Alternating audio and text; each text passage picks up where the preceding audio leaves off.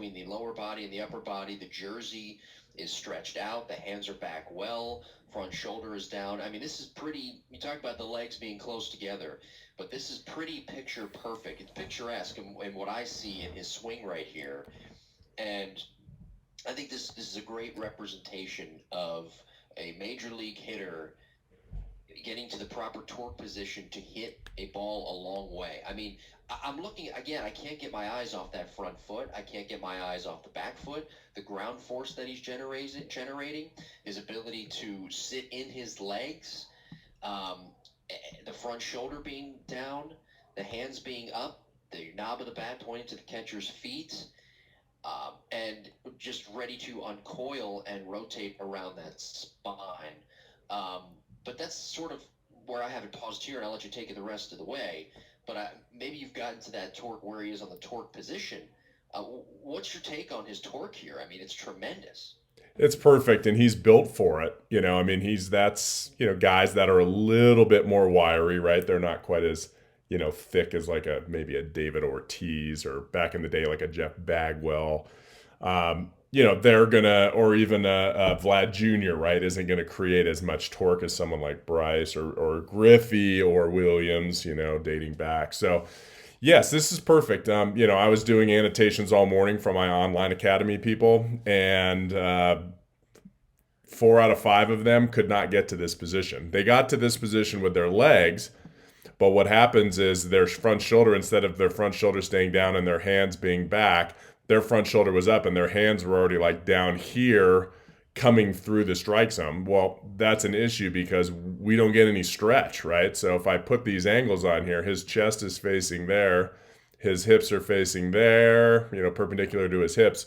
Most big leaguers are 35 to 40 degrees there. So this is always a checkpoint for me if a player can get there. Pretty much every advanced player that I look at, so if I'm scouting a college guy or a high school guy that's going to go pretty high in the draft, or even a younger international 13 to 15-year-old, I would say 95% of those athletes get to this position.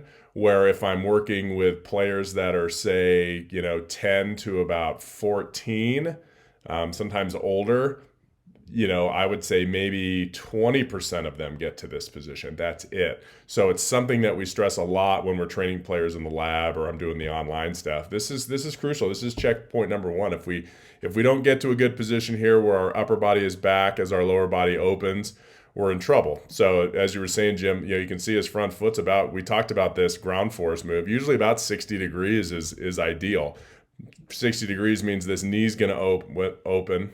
That was the wrong tool there. Sorry about that. But when this foot opens, the front knee is open. Yeah, that front knee is going to face, towards the, down the left field, or for him down the left field line, while keeping the hands back. A lot of players get to this position with their legs, but their front shoulder's up and to the right. So another thing to point out here is his top hand. This is the highest of really any big leaguer that I see at launch. We probably talked about this before with other players, but and Yelich, most players, the top of their top hand at swing launch will be at the low point, the chin, and at most commonly will be kind of at the ear here. Okay, you can see he's almost 3 or 4 inches higher than that. So what does that help him do? It helps him keep his back shoulder up and his front shoulder down. Yeah. I'm looking at his, and I see you drawing the green lines with the chest, the green line. You're pointing it back towards that back foot, and then of course the hips. You're pointing that green line, drawing that green line towards that front foot. You're demonstrating torque and the separation there that he's. By the way, I just want to say, maybe it's just me. I don't like using the word separation when it comes to hitting. I know people do, and I'm sure you do too. But I Yeah. like torque. I don't know why. I like the word torque. I think it helps. It better demonstrates, at least for me, what a hitter is trying to do there. Yeah. I look at that, and I mean, to me, that's pretty ideal position. Here's the one question I have though for you. He does have his front shoulder pointed down more. And you mentioned that players, you see them, they struggle getting that front shoulder down, which limits their torque. How do they work on that? What can they, as much as you can tell me without giving away all your secrets and taking people away from the online hitting academy and the lab, How do they fix that? Because at times I struggled with that too. Oh man, we have so many different ways to fix it. You almost have to trick players into doing it. A lot of times what we'll do is we'll just do dry moves. I'll have them take their stride and Yeah, plant and stop and feel that position. What is your body telling you there? What does that feel like? Front foot's down, hands are still back. Okay. Now, can we take that feel into a full swing? And you know what? You don't know unless you put video, slow motion video on them. You don't know if they're doing it right or not. I can't look at somebody full speed and say, "Oh, that was better." I mean, yeah, it's you have to film every single swing. It's a very tedious process, but we have different tricks that we do with players with how we throw them the ball. Maybe how they start their stride, what they're thinking about with their front shoulder. With their chest, maybe breaking things up into two different parts of the swing of the drill. So there are different tricks, and in time, players get it. I mean, I've had players working on that move for a year, and all of a sudden, maybe 53 weeks later they get it. You just don't know, and then sometimes players will get it 2 weeks down the line. sure, sure. So if we keep going here with the swing again, we're looking at the Nationals video. For those listening, of him hitting a home run in 2018. For those watching along, we're double screen, double sided here on the Epstein YouTube hitting page and the Facebook page. Well, what do you think of his bat lag here in the video clip of the Nationals when he's swinging with the Nationals here? I think the bat lag's pretty good. I guess let me back that up a little bit. That pitch looks like it's an inside middle in type pitch. It is. Kind of. So, and this is let's trace this back. So, if we watch his stride, normally, Harper's going to he's going to reach out with this leg and probably get to about there. He's going to have a much bigger hip slide during his stride, but you can see how he just kind of drops it short.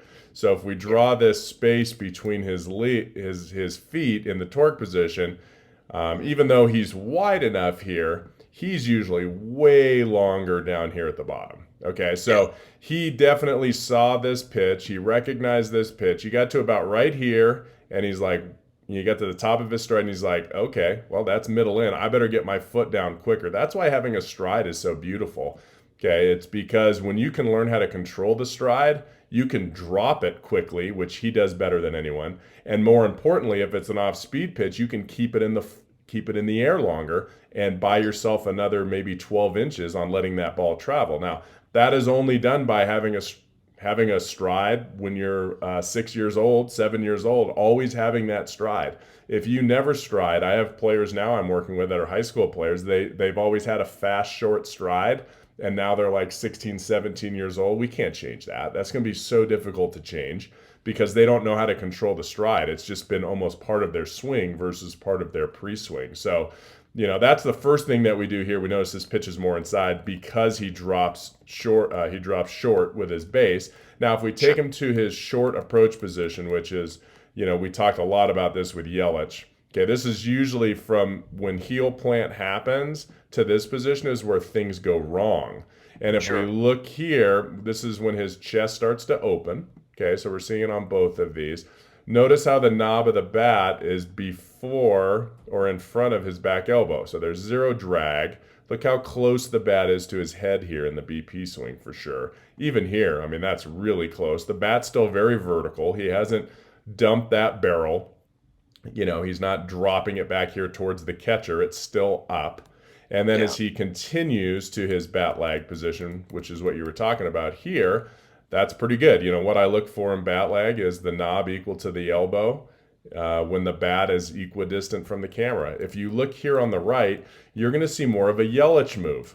Okay, notice how he's steeper, right? His barrel stays up longer. He's pulling the knob a little bit more out in front. Now, maybe this pitch was further away from him, but that's about the same part of the swing. So notice how his barrel is up. So you can see in BP, he's trying to flight the ball down now, meaning he's trying to swing more level. Why is he doing that? Is it because he normally swings up too much, so he has to think, oh, I'm going to swing down a little bit too much? Is he just trying to hit line drives up the middle? I don't know what he's doing, but the key is he can do both. If he needs to keep his barrel up and stay on top, awesome.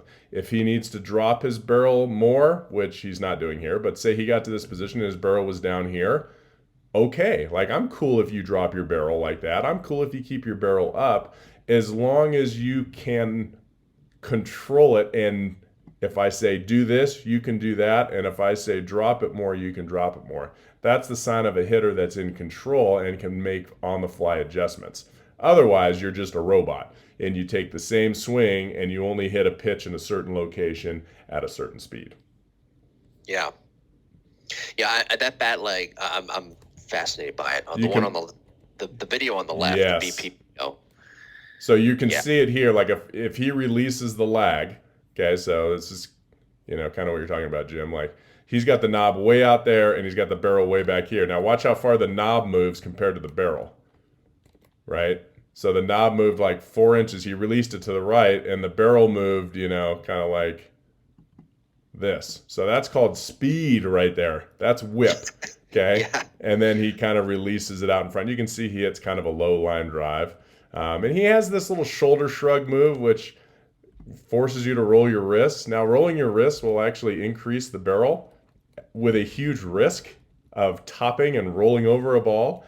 If you can roll your wrists not over but around, it's a very cool way to do it. But it's very difficult and risky. Like Williams did it.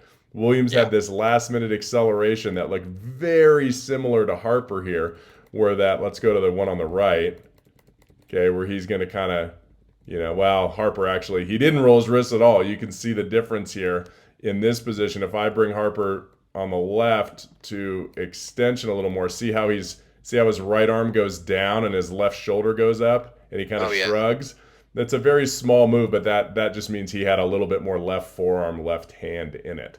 But if you look at the swing planes themselves here, when he makes contact, so if he had a blast motion sensor on, okay, I mean, this isn't a perfect angle, but I would say, there's his barrel and there's the ball. Maybe he swings up close to whatever, 5 to 7 degrees, okay?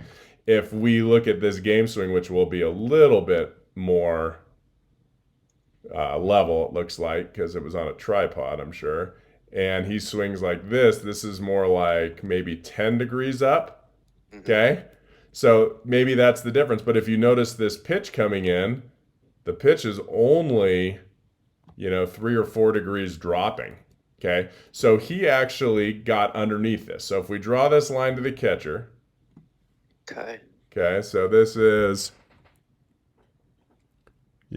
say here, that's 4-degree drop, which is a pretty good fastball. It's a 92 plus, 93 plus fastball. If he tried to hit it here, his barrel's, oh man, I hit the wrong button. All right, now we got to redraw. Okay. Take 2. What do we say? 4 degrees. So if we look at his barrel, he's a little bit under here. Okay, so he's not going to hit that pitch. He's going to foul it straight back. If he goes here, his barrel's here. He's probably going to foul it back a little bit higher. And then boom, watch his barrel come right back up, and then he hits it right here. Okay, so his happy zone on this was more out in front. It was like from here to here, I would say. Okay, so if he was a little late, he would have fouled that off, and no one would have seen this swing because no one would have recorded it if he fouled it up and back. Okay, so he was a little, he did have a little tiny, we talked about holes in the swing, right? Maybe just a little tiny, like 2-inch hole, where here on the left, when he's hitting a little line drive, he's right on plane. His, if we draw this pitch, I know it's a little bit blurry, but here's the pitch coming in. And if we draw, what was it, about like that? Notice how he gets on here. See how his barrel never gets below the green line? Yeah. Like it did. He gets to the green line, and it's on the green line, and then it's still on the green line, and then it's still on the green line. So he's on plane kind of between those two circles without going under and back up like he did on the right. So, that's what he's probably work on, because he knows, hey, once in a while I drop my barrel a little too much. Is that bad? No, that's not bad. It put himself underneath. And so what is that going to mean? Well, it means he's going to hit the bottom of the ball a little bit more. Okay. Where this one here is more of a Yelich swing plane. So what does Yelich do? He's going to get into his legs more to make that ball go up. Okay. That's why this ball didn't go up. It left it on the exact same trajectory it came in, because Yeah. he hit the exact middle of the ball and he was perfectly on point. So really kind of good to see what guys do in BP. I posted something on my Twitter page. Nelson Cruz, probably in his basement or his garage or something, hitting off a hack attack and just, Yeah. he's not trying to like hit the top of the cage. He's just trying to like pretty much do what Harper's doing here. He's just trying to barrel things up and hit them right back on the same trajectory because he knows that once he gets amped up, that barrel's going to drop a little bit more and that's going to put him underneath. Yeah. You said this to me once that taking BP, it should be about 75%.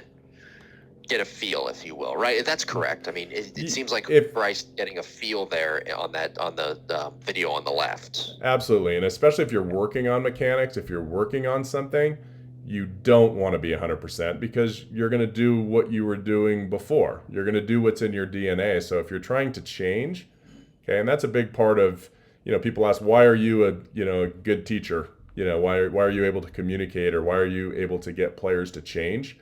Because it's not just about information. You can go on the internet, everybody's got information, like information that confuses the heck out of me. And I do this every day. But it's how I communicate that information. How do I get a player to change the front shoulder, like you said? How do I get a player to flatten out and take this swing plane here? I had a kid, what a specimen. This kid came in from Louisiana a couple days ago, or early this week, and 6'4", 215 pounds, and like his legs, like we adjusted his legs, we liked his rhythm, we got him to sit behind the ball so his swing plane was better. He set our record in there. He hit the ball harder than our college guys. He was hitting at 103 point something miles an hour, 103.7 miles an hour. This dude was awesome.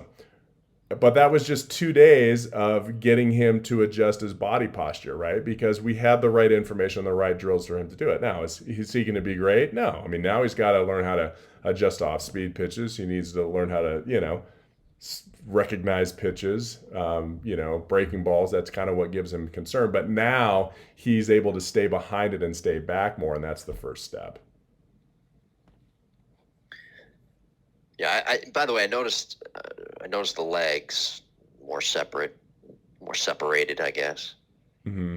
Yeah, and you can see his back foot goes straight up. There's no pushing. There's no bug squishing with that back foot. It just comes straight up, and the more that back foot goes straight up, the more this knee comes in. The more this knee comes in, the more that hip can rotate through. If we look here, this is more realistic when he gets going, but he has a narrow base. But if you focus, sorry about that, if you focus here on his back foot, yeah, his knee is so violent coming down and in, okay, and his toes are kind of into the ground there, his back leg, but his knee is so violent coming in that foot pops up.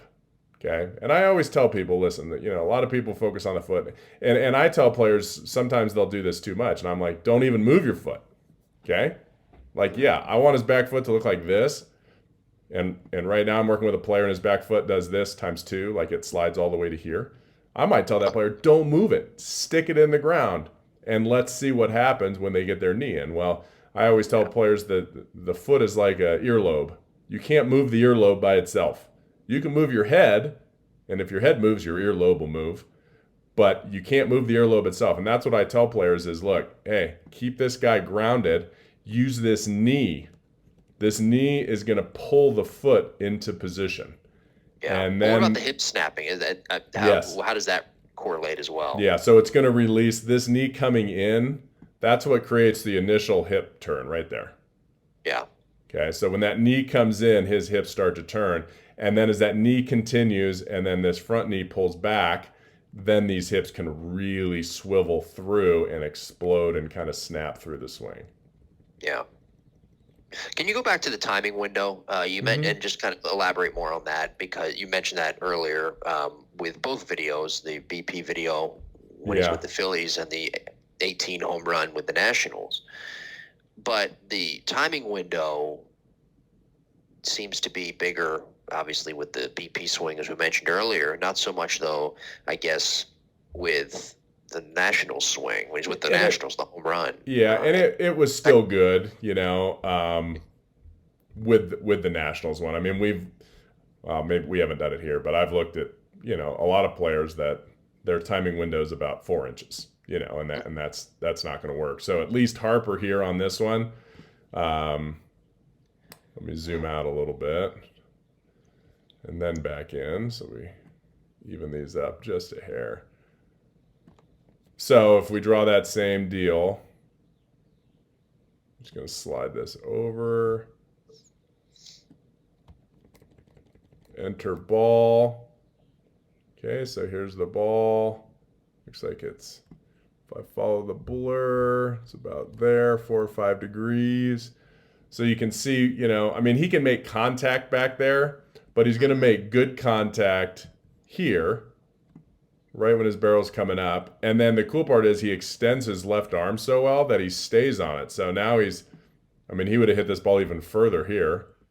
And then he still could have hit it here. So that's what, a 3-ball window of destruction. But overall, he could have hit it there. It's ideal. Yeah. Yeah, okay. He could have hit it there and fouled it off, right? Or broken his bat. And he still is going to make contact back here. So let's not be fooled. Like, you know, his happiness is from here to here. But he could have at least battled with 2 strikes from there to there. Like, he's going to make contact. So that's excellent, right? That's, yeah. What's the degrees of those 3 balls, the small square though? you know, it was, the pitch itself was 5 degrees coming down, and I believe his bat was like, what, 7 we said going up here. Okay. The attack angle was 7. I would say, I mean, it may have been, you know, there's a 10-degree attack angle, so it's probably 10 where he hit it. And that's perfect, right? We talked about you want to be 10 at your front toes. That's where he was. And then he probably would have been closer to 12 or 13 out here. Yeah. Yeah. Well, that's important too. You mentioned the front foot too. He's hitting it right around that front foot where you want to hit that pitch that's kind of middle in there, thigh high. Yep. Good point of contact. It is. And if it was, you know, I mean, and he had to rush it, right? We saw him get his foot down early. But, you know, ideally, if that pitch was really far in and you're not a freak like him with 90-mile-an-hour bat speed, you probably want to hit that a couple inches more out in front. What would you say his bat quickness is? Because he does have tremendous bat speed. But... yeah, he's probably in that 0.15 range. Mm-hmm. You know, we could see if it's better than that, 0.14 on some pitches. But yeah, most big leaguers are actually they're pretty similar. They're all pretty similar. They're within 1/100th of a second for the most part. Maybe 2 if it's a, you know, backup infielder that's there for his glove. Yeah. So yeah, kind of a cool way to check out different approaches in different environments, right? Here's a game environment. He's not thinking about his swing. He's like, I'm going to try to do damage. You know, I'm going to take my stride. I'm going to get going on time, and I'm going to let it rip. And then here, maybe he's like, you know what? I'm going to work on hitting balls right over the pitcher's head. Boom. And you can see it's just a very simple swing. I mean, I'll blow this up, and then we can just kind of look at it. You know, it's just simple, right? He's not crazy. Just, hey, it's BP, man. I'm going to find a barrel. Feels so good when I hit it off the barrel. That's what I'm going to do. Go back through the middle, okay? And that's how most big leaguers train their first few rounds of BP, is that's what they're working on, is that swing plane. So going back to timing itself, because I think this is really important, is, you know, we talked early in this little analysis here is, you know, what is rhythm? Rhythm starts here and it goes all the way to here. Okay, so load to launch, yeah. Load is just this. Okay, load is not a stride. Okay, load is getting ready to stride. That's a load. He's pushing down into his back heel, he's sitting into his back glute, and he's getting ready to lift his foot. So you can load anytime. Okay, you can load when the pitcher comes set. I'm going to load, maybe he's going to slide step you. You got to get into that book or that back foot sooner to get ready to stride. Then, okay, now I can pick my foot up. Notice when he picks his foot up, where's the pitcher? Okay, this is similar. He's not throwing from 60 feet, but the timing is going to be similar at 60 feet. Okay, he's lifting his arm. The coach is lifting his arm there, and Bryce is lifting his foot there. Okay, then he's at the top of his stride here when the ball is released. That's the same as during a game. He's at the top. So now he can just sit here and read. Oh, it's inside. Boom, he drops his foot quick. Oh, it's slower. He keeps his foot in the air longer. But that's the key. You got to be at the top of your stride when that ball comes out of the hand right there. And then all he's got to do is drop and go. Sure. Anyway, that's a good swing. That's a good analysis. You know, we learned some awesome stuff in terms of, you know, rhythm and timing and what makes this guy so successful. Yeah. Yeah, that line drive, by the way, that doesn't have any topspin to it, does it? No, I think he pretty much squared this guy up. You know, usually you can tell this point there's a net right in the way, but this point when he hits it 1 frame after contact, the ball is higher than the bat. There's the ball and there's the bat after contact. That usually tells me it had backspin and not topspin. Yeah. It would be the opposite. The barrel would have been up here and the ball would have been down here if it had topspin. So the ball has to be higher than the bat. Yes. For help this backspin. Okay. Yep. And that usually just means we hit below the equator and our barrel stayed low through contact. So many people try to swing up right at contact and that leads to actually a lot of topspin. Okay. And if you stay too low through contact, you'll just pop it up to an infielder. But, you know, I would say more players swing up too much through contact, whether they're rolling over their lead forearm or rolling their wrists or just swinging up too much to a high follow through, than players doing the opposite. And that's why you see a pull side shift, because when players are early, they're swinging up more and they'll hit a ground ball to the pull side versus a fly ball to the pull side. Yeah, you know, where you're paused right now, by the way, you're paused at the point of contact. If you just keep it there for a second. Yeah, right there. Right there, yeah. You know who that looks like right there? I'll tell you. If you ever see Ted Williams pause at point of contact, that kind of looks like his swing plane, his leverage. Yeah. The feet, the chest, everything. Yeah. The one thing that you would note, Williams would have dropped his barrel a little bit sooner. You know, more like what Harper does in a game than this, you know, flatter one. And yeah, he does. You know, Williams had a really strong top hand, left hand, and he would just flip that barrel through it. He would get slightly under. And I remember my dad telling me, I'm going to stop the analysis here for that, and we can